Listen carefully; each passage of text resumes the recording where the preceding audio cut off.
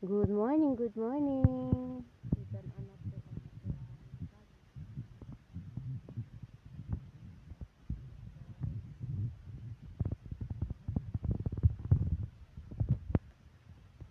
Ayan. Tag-as na siya guys, oh. Kaysa kapunuan, duha ang gibutang nga similya.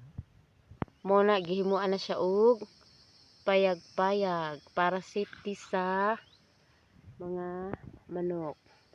So ikaduha na ni siya gi-sprayhan. Gi-sprayhan siya og anti-insect para dili siya kaunon og mga ulod. So safety siya. So gigamit mo na siyang payag-payag, oh.